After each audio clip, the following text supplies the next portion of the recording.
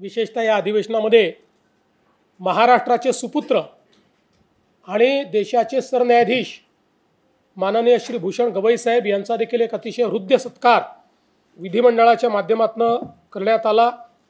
मंत्रिमंडळाने देखील या दरम्यान अतिशय चांगले निर्णय घेतले। नवीन अनुकंपा धोरणाला मान्यता देण्यात आली आणि अनुकंपाची 2008 पासूनची जी वेटिंग लिस्ट आहे ती पूर्णपणे समाप्त करण्याचा निर्णय हा या ठिकाणी मंत्रिमंडळाने घेतला। पशुसंवर्धन विभागाला कृषी समकक्ष दर्जा देण्याचा निर्णय हा या ठिकाणी घेण्यात आला। महाराष्ट्र ॲग्री बिझनेस नेटवर्क प्रकल्प मॅग्नेट प्रकल्प जो शेतीमध्ये अतिशय मोठी क्रांती करतोय त्याच्या टप्पा 2 ला म्हणजे 2025 ते 2030 या कालावधीकरता मान्यता देण्यात आली। श्री क्षेत्र संत शिरोमणी सावता महाराज संजीवनी समाधी मंदिर याच्याही विकासाकरता त्या ठिकाणी मान्यता देण्यात आली।